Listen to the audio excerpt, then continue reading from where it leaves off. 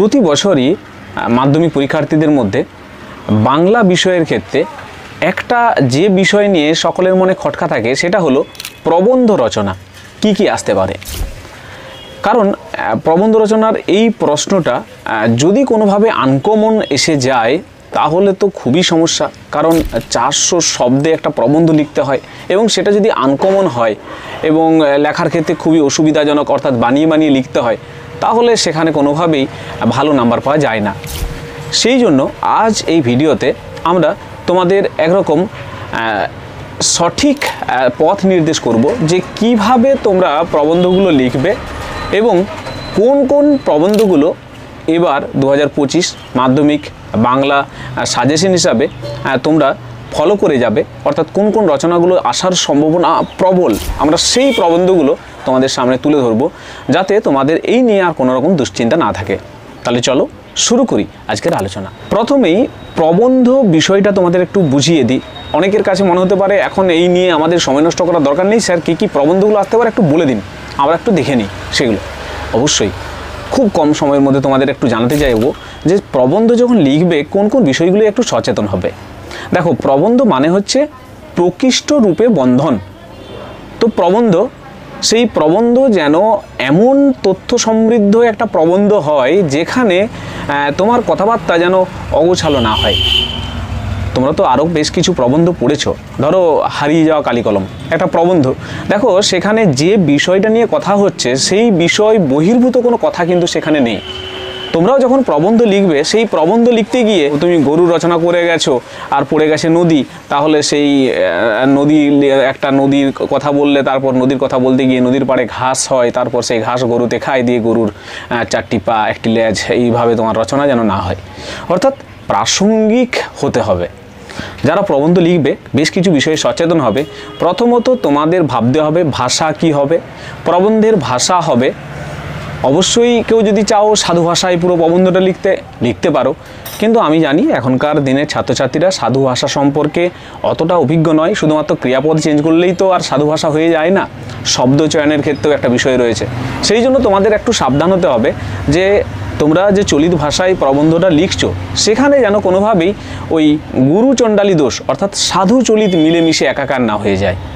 তোমরা লিখবে চলিত ভাষায়, তোমরা প্রবন্ধটি লিখবে এবং সেখানে যে শব্দগুলো চয়ন করবে সেই শব্দগুলো অবশ্যই যেন ব্যাকরণ থেকে নেওয়া, অর্থাৎ বাংলা শব্দ ভাণ্ডারে বিশেষভাবে প্রসিদ্ধ কিছু শব্দ সেগুলো তোমরা ব্যবহার করবে। একেবারে মুখের ভাষা চলিত কথা সেগুলোকে ব্যবহার করবে না।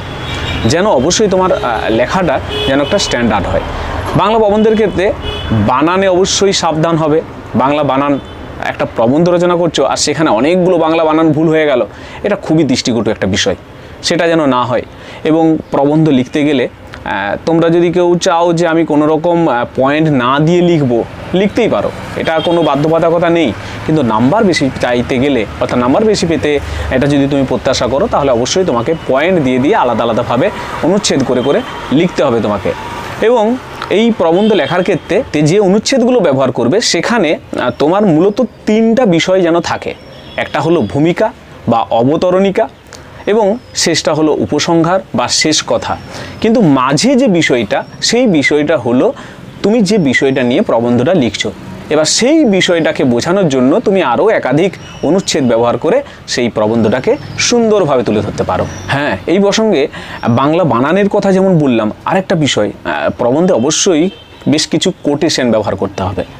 সেই কোটেশনগুলো যেন নির্ভুল হয় এবং সেই কোটেশনগুলো যেগুলো ব্যবহার করছো সেগুলো যাতে তোমার ওই রচনার সাথে অবশ্যই সংযুক্ত হয়। অর্থাৎ অসংলগ্ন একটা কোটেশন যেটার সাথে প্রবন্ধের কোনো মিল নেই, যেটা তুমি ঠিকঠাকভাবে এর সাথে যায় না, সেই সমস্ত কিছু কোটেশন তুমি কিন্তু ব্যবহার করবে না। আর যে কোটেশনগুলো ব্যবহার করবে সেই কোটেশনগুলো কার কোটেশন বা সেগুলোর যদি তোমার কোনো উৎস তোমার জানা থাকে সেগুলো অবশ্যই লিখবে। অর্থাৎ প্রবন্ধ রচনার ক্ষেত্রে তোমাকে যে বিষয়গুলোতে দৃষ্টি দিতে বলছি সেগুলো হলো, একটা প্রবন্ধের নিজস্ব যে কাঠামো রয়েছে সেই কাঠামো ধরে তুমি প্রবন্ধটা লিখো, একাধিক অনুচ্ছেদ ব্যবহার করে পয়েন্ট দিয়ে লিখো, বানান ভুল কম করো, সঠিকভাবে বাক্য গঠন করো এবং এই রচনাগুলোর মধ্যে যে কোটেশনগুলো ব্যবহার করবে সেই কোটেশনগুলো কোনোভাবেই যেন ভুলভাল না হয়, বানান ভুল না হয়, এগুলোতে অবশ্যই খেয়াল রাখবে। প্রবন্ধের আলাদা আলাদা ভাগ রয়েছে। প্রবন্ধ মূলত দুই প্রকারের হয়ে থাকে। একটা হচ্ছে বস্তুনিষ্ঠ প্রবন্ধ, যেখানে অনেক বেশি তথ্য সমৃদ্ধ, অনেক তথ্য দিতে হয়। আর একটা হচ্ছে গিয়ে আত্মগত বা ভাবনিষ্ঠ প্রবন্ধ। এই আত্মগত বা ভাবনিষ্ঠ প্রবন্ধ, সেখানে অনেক সময় যিনি লিখছেন তার মনের কথা প্রকাশ করতে হয় এবং সেই মনের কথা বা ভাব প্রকাশিত হয়। যেমন একটি কলমের আত্মকথা, একটি বটবৃক্ষের আত্মকথা, একটি নদীর আত্মকথা। এই সমস্ত আত্মকথাগুলো যখন লেখা হয়, সেখানে বিশেষ করে বক্তার মনের ভাব তার বহিঃপ্রকাশ ঘটে। আর যখন আমরা বস্তুনিষ্ঠ প্রবন্ধ লিখি, সেখানে অনেক বেশি তথ্যের কথা আসে। ধরো পরিবেশ দূষণ ও তার প্রতিকার, সেখানে পরিবেশ কীভাবে দূষণ হচ্ছে তার বিভিন্ন তথ্য সেখানে দিতে হবে। কিন্তু তুমি যখন কোনো এরকমভাবে আত্মনিষ্ঠ কোনো রচনা লিখছো, সেখানে কিন্তু তোমার মনের ভাব, দুঃখ, কষ্ট, যন্ত্রণা, সেগুলোকে যত ভালোভাবে প্রকাশ করতে পারবে, এইভাবেই রচনাগুলো লিখতে হয়। এই বিষয়ে তোমাদের অবশ্যই খেয়াল রাখতে হবে। ধরো একটি কলমের আত্মকথা, সেই একটি কলম, তোমাকে ভাবতে হবে এই কলমটা হচ্ছে আমি। এবার সেই কলমটাকে নিয়ে তুমি যতটা ভালোভাবে ভাব প্রকাশ করতে পারবে, দুঃখ, কষ্ট, ট্র্যাজেডি, সেগুলো প্রকাশ করতে পারবে। অর্থাৎ একটা কলম, ধরো সেই কলমটা রয়েছে, সেই কলমটার আজ আমি অবহেলিত, অথচ এক সময় আমাকে নিয়ে কতই না কাড়াকাড়ি, এইভাবে সেই রচনাটা ধরো শুরু হলো। এবার সেই রচনাতে তুমি কলমটা কত রকমভাবে একসময় সেই কলমটা কে কীভাবে ব্যবহার করতো, আর এবং পরিশেষে এসে দুঃখজনক একটা ট্র্যাজেডির ঘটনা যে আর আমি কারো ব্যাগে, স্কুল ব্যাগে আমাকে আর কেউ নিয়ে যায় না, আজ আমি অবহেলিত হয়ে ডেস্কের এক কোণে পড়ে রয়েছি। এইভাবে কষ্ট, যন্ত্রণা, ব্যথা, এগুলোকে প্রকাশ ঘটাতে হবে এক একটা রচনার মাধ্যমে। এইগুলো তোমরা ব্যবহার করতে পারো। যদি কোনোভাবে দেখো যে হ্যাঁ, বস্তুনিষ্ঠ প্রবন্ধগুলো যেগুলো পড়েছে সেগুলো পাচ্ছি না, আমার আত্মনিষ্ঠ প্রবন্ধ লিখতে ভালো লাগে, তুমি সেগুলো বেছে নিতে পারো। আত্মনিষ্ঠ প্রবন্ধও খুব সুন্দর লেখা যায় এবং অনেক বেশি নাম্বার পাওয়া যায়। আরেকটা বিষয় তোমাদের অবশ্যই খেয়াল রাখতে হবে, যেহেতু মধ্যশিক্ষা পর্ষদ নির্দেশ করে দিয়েছে যে 400 শব্দে বাংলা প্রবন্ধ লিখতে হবে। এই 400 শব্দটা কিন্তু কখনোই গুনে গুনে 400 শব্দ দেখা হয় না, কিন্তু একটা পরিমাপ রয়েছে। তুমিও প্রয়োজনে এক একটা রচনা লেখার পর বাড়িতে যখন লিখছো, একবার গুনে দেখে নেবে শব্দ সংখ্যা এবং বুঝতে পারবে যে হ্যাঁ, একটা নির্দিষ্ট পরিমাণ রয়েছে। যে সমস্ত পরীক্ষকরা খাতা দেখেন, তারা ওই পরিমাপটা মোটামুটি বুঝতে পারেন। সেটা যদি অনেক বেশি চলে যায়, অর্থাৎ 400 থেকে সেটা 600ই চলে গেল, বা 400 থেকে আরও অনেক কমে সেটা 300ই হয়ে গেল, 250 হয়ে গেল, তাহলেই বোঝা যায়। তো সেই বিষয়গুলো খেয়াল রাখবে। 400টা 450 হয়ে গেলে বিরাট কিছু প্রবলেম নেই, 400টা 350 শেষ হয়ে গেলেও খুব একটা প্রবলেম নেই, কিন্তু সেটা যেন অনেক বেশি বেড়ে যাওয়া বা অনেক বেশি কমে যাওয়া এমনটা না হয়, এগুলোতে তোমাদের কিন্তু খেয়াল রাখতে হবে। তো এই যে বিষয়টা তোমরা খেয়াল রাখছো, পাশাপাশি আরেকটা বিষয় তোমাদের জানিয়ে দিই, এবছর মাধ্যমিকের যে প্রশ্নপত্র হওয়ার সম্ভাবনা রয়েছে, সেই প্রশ্নপত্রে বিগত তুমি যদি কয়েকটা সাল লক্ষ্য করো, যেভাবে সেই সালে যে প্রশ্নগুলো আসছে, সেই গঠনটা তোমাদেরকে একটু লক্ষ্য রাখতে বলছি। আমিও বলছি, আমি তো খেয়াল রাখছি, পাশাপাশি তোমাদেরও বলবো তোমরা বিগত কয়েকটা সালের প্রশ্ন, সেই সালের প্রশ্নগুলো একটু প্র্যাকটিস করো। এর আগের যে সালের প্রশ্নটা, সেটাকে বাদ দিয়ে তার আগের যে প্রশ্নগুলো রয়েছে, সেই প্রশ্নপত্রগুলোতে একটু নিজেরা প্র্যাকটিস করো, পরীক্ষা দাও, এবং তোমরা বুঝতে পারবে যে মধ্যশিক্ষা পর্ষদ থেকে কেমন মানের প্রশ্ন হয়। তোমরা অনেকেই কমেন্ট বক্সে জানতে চাইছো যে স্যার এবছর কেমন প্রশ্ন আসতে পারে। শুধু এ বছর নয়, মাধ্যমিক যে পরীক্ষা হয়, সেই পরীক্ষার যে প্রশ্নের ধাঁচ, বাংলা প্রশ্নের যে ধাঁচ, তুলনামূলক খুবই সহজ এবং সরল। অনেক সময় ছাত্রছাত্রীরা অনেক বেশি জটিল প্রশ্ন, সেই প্রশ্নে তারা প্র্যাকটিস করে থাকে, কিন্তু দেখা যায় মধ্যশিক্ষা পর্ষদের যে প্রশ্নপত্র, সেগুলো তুলনামূলক অনেক বেশি সহজ এবং সরল। তাই তোমরা খুব বেশি জটিলতার কথা ভাববে না, সহজ সরল প্রশ্ন হবে সেই প্রত্যাশা রাখো। কিন্তু সহজ সরল হবে, তাদের কাছেই সহজ সরল হবে যারা পড়াশোনাটা করেছে সঠিকভাবে। তো এটা অবশ্যই খেয়াল রাখতে হবে। কেউ কোনো প্রশ্নপত্র দেখে যায়নি, তার কাছে প্রশ্নপত্র কখনোই সহজ বলে মনে হবে না। এবার আমরা যে প্রবন্ধের যে সাজেশনটা, সেই প্রবন্ধের সাজেশনটা দিচ্ছি, এবং সেই প্রবন্ধের সাজেশন দেওয়ার ক্ষেত্রে একটা কথা তোমাদের আমি বারবারই বলবো যে আমরা যারা প্রবন্ধের সাজেশন বা যে কোনো সাজেশনই দিই না কেন, আমরা কেউ জ্যোতিষী নই, এটা কিন্তু অবশ্যই মানতে হবে। আমরা তোমাদের কোনোভাবেই ভবিষ্যতে যে কি আসতে পারে, আমরা মোটামুটি একটা অনুমান করতে পারি। কারণ এই অনুমান করার ক্ষমতাটা কেন হয় না, আমাদের কিছু অভিজ্ঞতা এই ক্ষেত্রে কাজ করে। সেই জন্য সেই অভিজ্ঞতার ফলে আমরা যে সাজেশনগুলো দিই, সেগুলো কিন্তু প্রতি বছরই একদম ঠিকঠাক হয়। তো সেই জন্য তোমাদের ভয় করার প্রয়োজন নেই, কিন্তু সাবধান হওয়ার প্রয়োজন রয়েছে। ভয় করার প্রয়োজন নেই অর্থাৎ প্রতি বছরই আমরা যে সাজেশনগুলো দিই কোনোভাবে সেগুলো উল্টো হয় না, অর্থাৎ সেই সাজেশনগুলো কিন্তু আসে, অর্থাৎ ছাত্রছাত্রীরা উপকৃত হয়। সেই কথা ভেবেই আমরা আবারও এবছর তোমাদের জন্য সাজেশনটা কিন্তু নিয়ে এসেছি এই প্রসঙ্গে। সেই জন্য এই কথা জানিয়ে দেওয়া, যেহেতু 1% হলেও ভয় খাওয়ার একটা ব্যাপার রয়েছে, সেই জন্য অবশ্যই প্রবন্ধ যাতে তুমি নিজে লিখতে পারো। তোমার কাছে যে তুমি যে বিষয়গুলো দেখে গেছো, কোনো কারণে একটা অন্য রকমের প্রশ্ন পড়েছে, ধরো তুমি বিভিন্নভাবে পরিবেশ সম্পর্কিত অনেকগুলো প্রবন্ধ দেখে গেছো, কিন্তু সেখানে গিয়ে তুমি দেখলে যে পড়ে গেল একটি গাছ একটি প্রাণ, অথচ তোমার এই প্রবন্ধটি জানা নেই। তখন যাতে তুমি সেটা লিখতে পারো সেই বিষয়টা কিন্তু তোমাদের রেডি করে যেতে হবে। অর্থাৎ লেখা, বারবার প্রবন্ধ একটু লেখা প্র্যাকটিস করা, তোমরা যে পরীক্ষাগুলো এই মুহূর্তে দিচ্ছ সেগুলোতে অবশ্যই প্রবন্ধ মাঝে মধ্যে লিখবে। সেই লেখার ক্ষমতাটা অটোমেটিক তোমাদের মধ্যে আসবে। তাহলে তোমরা যদি কোনো কারণে এই প্রবন্ধের মধ্যেও না পড়ে তাহলে কিন্তু প্রবন্ধ লিখতে পারবে। তো এবার আমরা বাংলার যে সাজেশনটা তোমাদের দিচ্ছি সেই সাজেশনটা আমরা দেখে নিই। মাধ্যমিক 2025 বাংলা প্রবন্ধ রচনা, এখানে আমরা যে সাজেশনটা দিচ্ছি এই সাজেশনটা অবশ্যই র্যাঙ্ক অনুযায়ী, অর্থাৎ প্রথম যে রচনাটা বলছি সেই রচনাটা সব থেকে বেশি আসার সম্ভাবনা রয়েছে, এইভাবেই আমরা কিন্তু সাজিয়ে দিচ্ছি। প্রথম রয়েছে বাংলার উৎসব। বাংলার উৎসব সব থেকে বেশি আসার সম্ভাবনা রয়েছে। এরপর চরিত্র গঠনে খেলাধুলার প্রয়োজনীয়তা, ছাত্র সমাজের দায়িত্ব ও কর্তব্য, দৈনন্দিন জীবনে বিজ্ঞান, বা এটা অন্যভাবে আসতে পারে বিজ্ঞানের জয়যাত্রা, অর্থাৎ একই বিষয় দৈনন্দিন জীবনে বিজ্ঞান বা বিজ্ঞানের জয়যাত্রা, একটু পয়েন্টগুলো এদিক ওদিক করে লিখতে হয়।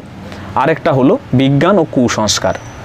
এই যে 5টা প্রবন্ধ তোমাদের পরপর আমি জানালাম, এই 5টা প্রবন্ধ যদি তোমরা দেখে যাও আশা করছি তোমরা ব্যর্থ হবে না। তোমরা অবশ্যই এই 5টা প্রবন্ধকে এত ভালোভাবে দেখে যাও যাতে সেখান থেকে কোনোভাবেই এই প্রবন্ধগুলোর মধ্যে আসলো আর এবং তুমি যখন প্রবন্ধ লিখতে বসলে তোমাকে অনেক বেশি ভাবনা চিন্তা করে লিখতে হলো, এমনটা না হয়। অর্থাৎ খুব ভালোভাবেই 5টা প্রবন্ধ দেখে যাও। কিন্তু এই 5টা প্রবন্ধ দেখে এতটা রিস্ক নেওয়ার মনে হয় প্রয়োজন নেই। সেই জন্য যেহেতু একটা মাধ্যমিক পরীক্ষার বিষয়, অবশ্যই আরও 5টা প্রবন্ধ এর সাথে তোমাদের দেখে যেতে বলবো। সেই 5টা প্রবন্ধ হলো পরিবেশ দূষণ ও তার প্রতিকার, বিজ্ঞান আশীর্বাদ না অভিশাপ, বিজ্ঞান আশীর্বাদ না অভিশাপ। এই রচনাটা অন্যভাবেও আসতে পারে বিজ্ঞানের ভালো মন্দ, অর্থাৎ একই প্রবন্ধ কিন্তু নামটা অন্যভাবে আসতে পারে, খেয়াল রাখবে। একটি ভ্রমণের অভিজ্ঞতা, এটা অবশ্যই বস্তুনিষ্ঠ প্রবন্ধ নয়, এটা হলো আত্মগত বা ভাবনিষ্ঠ প্রবন্ধ। পাশাপাশি একটা বিষয় যেটা হচ্ছে আত্মকথা বা ভাবনিষ্ঠ প্রবন্ধের কথা বলি, আত্মকথা সম্বন্ধে প্রবন্ধ আসতে পারে। এই আত্মকথা সম্বন্ধে যে প্রবন্ধ, যেমন একটি নদীর আত্মকথা, একটি গাছের আত্মকথা, সেই গাছটা হতে পারে বটবৃক্ষ বা অন্য কোনো বৃক্ষ হতে পারে, একটি কলমের আত্মকথা। আমি তোমাদের একটি নদীর এবং একটি গাছের আত্মকথা দেখে যেতেই বলছি, এই দুটোই আসার সম্ভাবনা রয়েছে এই দুটোর মধ্যে। তোমার জীবনের লক্ষ্য, এই 10টি প্রবন্ধ অবশ্যই তোমরা দেখে যাবে। আশা করছি এই 10টি প্রবন্ধ যদি দেখে যাও তাহলে তোমাদের ব্যর্থ হতে হবে না। এই 10টি রচনার মধ্যেই এবছর মাধ্যমিক বাংলা প্রবন্ধ আসবেই। এরপরেও যদি কারো মনে হয় যে না অনেক বেশি রিস্ক লাগছে, আমার আরও 1-2টো প্রয়োজন, তাহলে আমি আর 2টো প্রবন্ধের কথা বলবো। একটা হলো বিশ্ব উষ্ণায়ন আর একটি হলো একটি গাছ একটি প্রাণ। এবছর মধুসূদন দত্তের 200বর্ষ জন্মজয়ন্তী পালন চলছে, তো সেই কারণে মধুসূদন দত্ত প্রবন্ধটা আসার সম্ভাবনা রয়েছে। তবে আমার মনে হয় এটা উচ্চ মাধ্যমিকের জন্য এটা বেস্ট সাজেশন হবে। তোমাদের ক্ষেত্রে মধুসূদন দত্তর প্রয়োজনীয়তা থাকছে না, তবুও যদি কেউ মনে করো যে আমার প্রিয় সাহিত্যিক এই হিসাবে আমি কোনো একটি রচনা দেখে যাব, তাহলে তুমি মধুসূদন দত্তের রচনাটি দেখে যাও, তোমার দুদিকেই কাজ হবে। আমার প্রিয় সাহিত্যিক হিসাবেও তোমার এটা ফলপ্রসূ হবে, পাশাপাশি যদি এইভাবে রচনাটা চলে আসে যে 200বর্ষে মাইকেল মধুসূদন দত্ত, এইভাবে, সেই কারণে তোমাদের এটাও বলবো যারা পারবে তাহলে দেখে যাবে তারা। প্রথম 10টি রচনা, তার মধ্যে প্রথম 5টি যদি খুব কেউ রিস্ক নিতে চাও তাহলে প্রথম 5টি দেখে গেলেই হবে। কেউ যদি মনে হয় যে না আমি এতটা রিস্ক নেব না, তাহলে আর 5টা অবশ্যই দেখে যাও। এই 10টা যদি দেখে যাও তোমরা ব্যর্থ হবে না। আর দুটো তো এগুলো এক্সট্রা হিসাবে বললাম, যদি কারো মনে হয় দেখে যাওয়ার প্রয়োজনীয়তা রয়েছে তাহলে অবশ্যই দেখে যাবে, দেখে যাও। এই রচনাগুলো অবশ্যই তোমরা দেখবে, একটা কমন নয়, তোমরা দেখবে এই রচনাগুলো যদি তোমরা দেখে যাও তোমরা 3টা থেকে 4টা অবশ্যই কমন পাবে, এবং সেখানে তোমাদের সিলেক্ট করতে কোন রচনাটা লিখবে এটা নিয়েই সমস্যা বরং হওয়ার সম্ভাবনা রয়েছে। তো এই হলো বাংলা প্রবন্ধ রচনার সাজেশন, বা তোমরা কোন রচনাগুলো মনে হচ্ছে যে না আমাদের এই রচনাগুলো সব থেকে বেশি আসার সম্ভাবনা রয়েছে অবশ্যই কমেন্টে জানাবে। আমাদের এই আলোচনাটা কেমন লাগলো সেটাও তোমরা অবশ্যই জানাবে। পাশাপাশি আমাদের আরও যে পূর্ববর্তী যে আলোচনাগুলো মাধ্যমিক সম্পর্কিত, সেই আলোচনাগুলো তোমাদের কেমন লাগছে জানালে আমরা এই সম্পর্কিত আলোচনার ভিডিও আরও নিয়ে আসব। তো যদি ভালো লাগে তাহলে অবশ্যই লাইক এবং বন্ধুদের মধ্যে শেয়ার করে এই বিষয়গুলো সকলকে জানিয়ে দাও। যদি চ্যানেলে নতুন হও তাহলে চ্যানেলের সাবস্ক্রাইব অপশানে ক্লিক করে চ্যানেলটিকে আপন করে নাও, এবং সাবস্ক্রাইব পাশে থাকা বেল অপশানে ক্লিক করে অল নোটিফিকেশন অন করে নাও। ভালো থাকো, পড়াশোনাতে থাকো, ধন্যবাদ।